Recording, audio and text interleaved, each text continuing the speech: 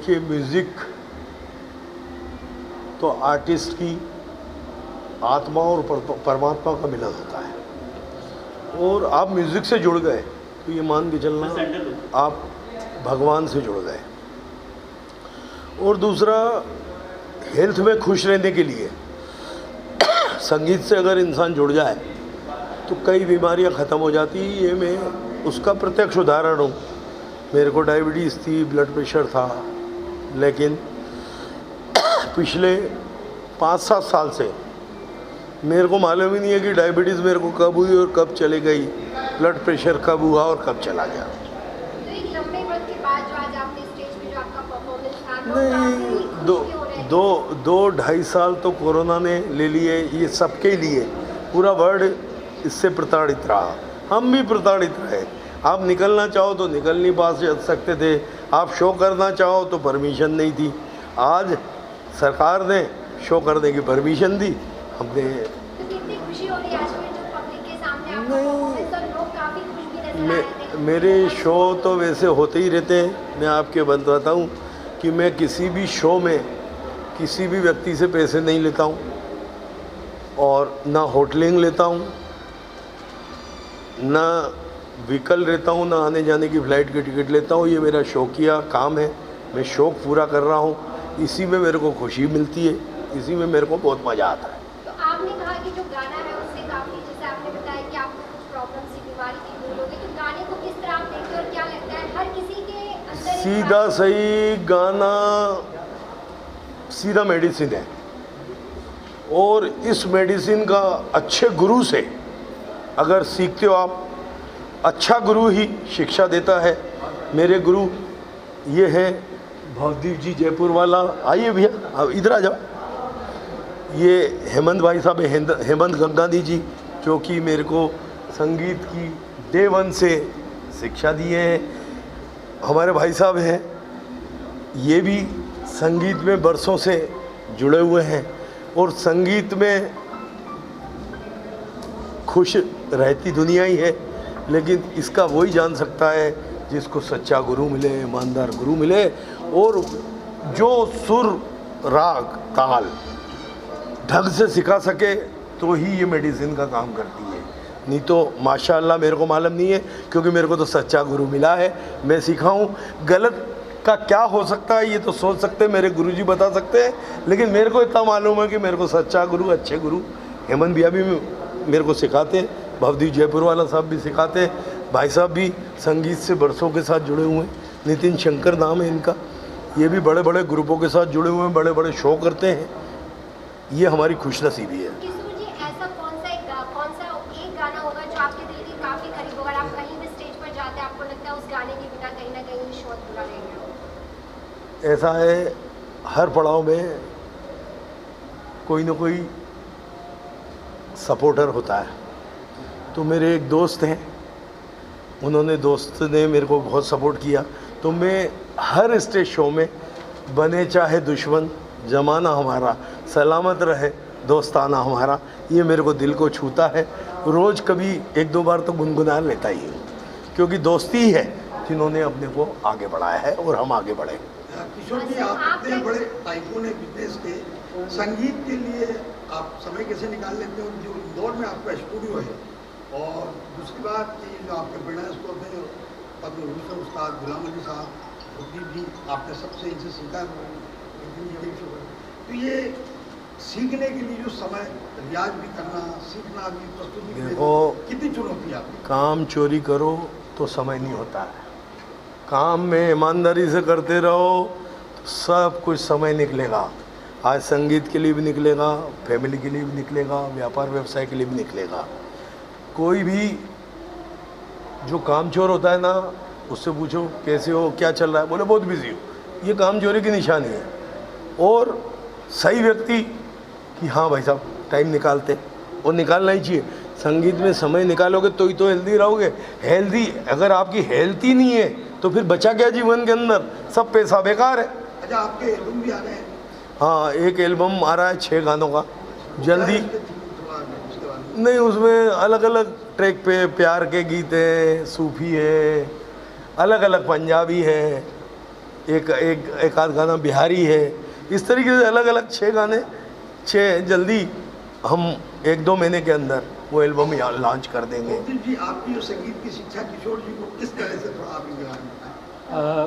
किशोर भाई बहुत मेहनती हैं और बहुत व्यस्त व्यक्ति हैं ये, फिर भी गाने का इनका जो जुनून है वो ऐसा है कि ये गाने के लिए सुबह 4 बजे उठकर रियाज करते हैं, जो आज की तारीख में बहुत कम लोग शायद कर पाएंगे। सुबह 4 बजे उठकर ये रियाज करते हैं और जो रास्ता इनको मैंने बताया है और उस रास्ते पर ये बिल्कुल लगातार रियाज करते रहे। अभी बीच में क्योंकि 2-2.5 साल से कोविड का टाइम था तो मिलना जुलना ज़रा मुश्किल था और ऑनलाइन में बहुत सारे न्यूएंसेस रह जाते हैं, तो ऑनलाइन में बहुत कुछ नहीं सिखाया जा सकता, लेकिन फिर भी इन्होंने अपना रियाज जो है वो जारी रखा और हेमंत रियाज करवाते हैं, इनको हेमंत भी सिखाते हैं और हेमंत इनके साथ इंदौर ही रहते हैं। तो टाइम मैनेज करना बहुत इम्पॉर्टेंट है। इन्होंने टाइम मैनेज किया है, रियाज करते हैं और स्टेज पर बड़े दबंग तरीके से गाते हैं, जो आप लोगों ने अभी सुना ही होगा। और इनका जो प्रेम है संगीत का वो बहुत बड़ा विलक्षण है और ऐसा प्रेम बहुत कम लोगों में देखने को मिलता है। बिजनेस में होता है वो बिजनेस एक अलग प्लेटफॉर्म होता है, लेकिन गाने की तरफ देखा जाए तो कितने समर्पित नजर आते हैं किशोर जी, अगर आप ऐसे जरूर बताएं।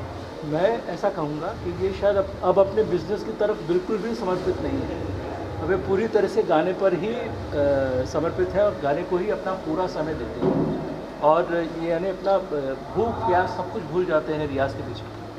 और लगभग इनको मैंने जो दिया है रियाज का जो एक पूरा पैटर्न, उसमें करीब 4 घंटे लगते हैं और 4 घंटे का रियाज करते हैं लगातार, तो वो बहुत बड़ी बात है। बहुत कम लोग इतनी शिद्दत से और इतनी मेहनत से रियाज कर पाते हैं।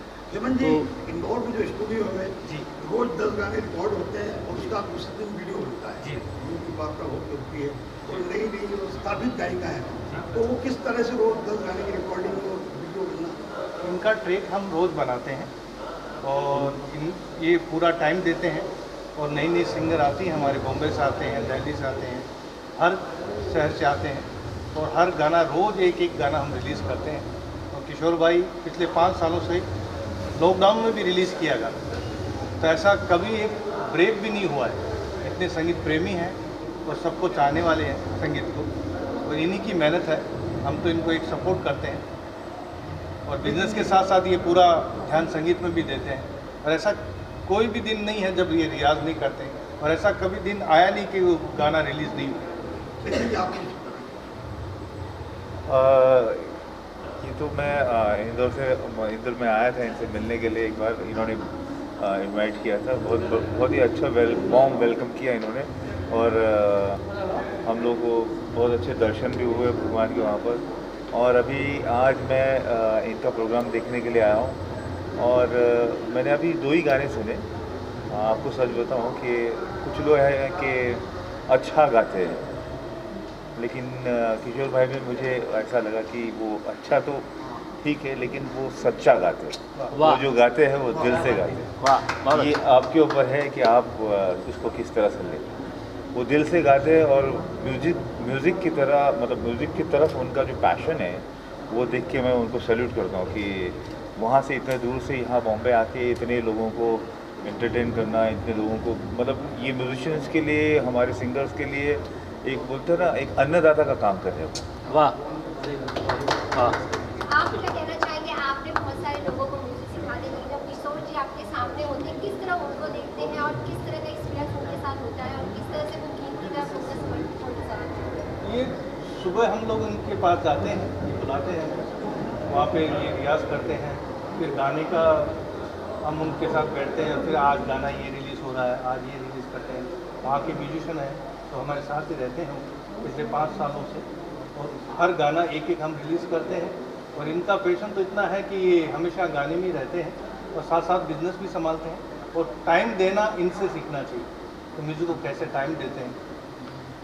तो ये इनका एक बात मैं ज़रूर कहूँगा कि ये सीखते वक्त एकदम बच्चे की तरह बन जाते हैं, जैसे बालक सीखता है वैसे सीखते हैं और बड़े यानी एक चीज़ को छोड़ते नहीं हैं। कोई चीज़ अगर बताई है तो उस पलटे को बस करते रहते हैं, ये बहुत बड़ी बात है।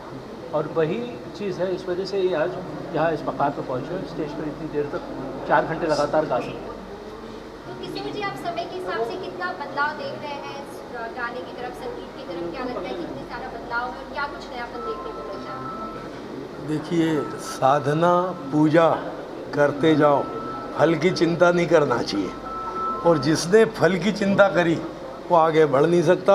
बस करते जाओ, बढ़ते जाओ, बाकी जो मालिक करेगा वो मंजूर है और सबको मंजूर होता है। तो आज राधे माँ भी हम देख पा रहे हैं पोस्टर पे, किस तरह से राधे माँ संगीत की तरफ उनका राधे माँ मेरी गुरु माँ है, मैं बरसों से उनके साथ जुड़ा हुआ हूँ, मेरे उनके प्रति श्रद्धा है, मैं दिल से देवी माँ है मेरी, मैं सब कुछ मानता हूँ और बरसों से जुड़ा हुआ हूँ।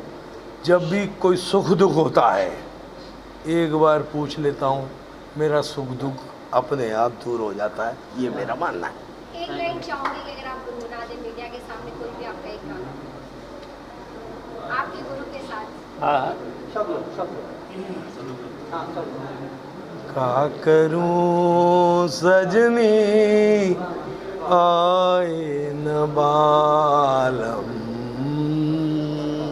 वाह, का करूं सजनी आए न बालम, वाह, वाह।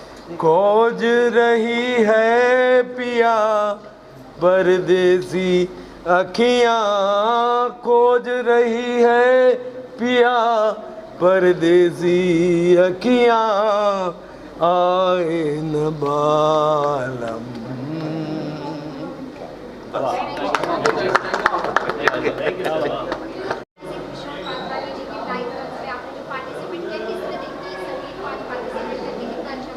आज ये बात बहुत खूबसूरती के साथ कहती हूँ कि गाना गाना इतना आसान नहीं है।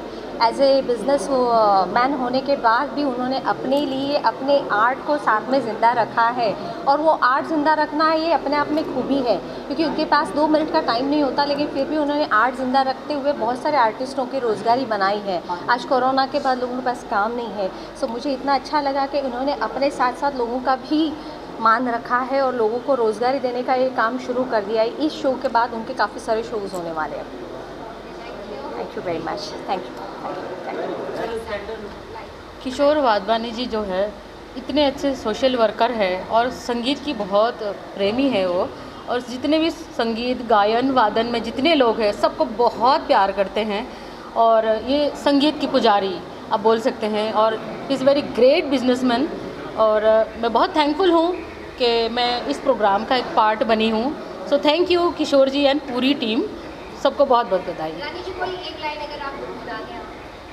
मेरा अपना एक सॉन्ग है, मैं वो गुनगुनाती हूँ, जो काफ़ी इंस्टाग्राम रील्स वगैरह भी मोर देन करीबन लास्ट मैंने जब देखा था तो 92,000 के ऊपर हो गया था। तो वो गाना मैं थोड़ा सा गाती हूँ। It's a sad song. मुझे पता है बहुत सारे लोग जो है सैड सॉन्ग पसंद करते हैं, बहुत सारे नहीं करते, बट मैं पर्सनली स्टेज में फास्ट सॉन्ग परफॉर्म करती हूँ ज़्यादा, और मेरे जो भी गाने हिट हुए हैं वो या तो रोमांटिक हुए हैं या तो सैड रोमांटिक सॉन्ग्स। सो ये मेरा जॉनर है, मैं ज़्यादा रोमांटिक और सैड रोमांटिक गाती हूँ मेनली, पर मेरे काफ़ी सारे गाने जो है डांस में भी है, जैसे लव शब प्यार व्यार मूवी में मेरा एक सॉन्ग है बहुत ही अच्छा चला कुणाल गंजावाला के साथ, वो भी मोर देन 150 मिलियन है यूट्यूब में, टी सीरीज़ से रिलीज़ हुआ था। सो गाइज़, अभी मैं अपना एक सॉन्ग गाना चाहती हूँ जो प्लैनेट एंड प्रोडक्शन से रिलीज़ है।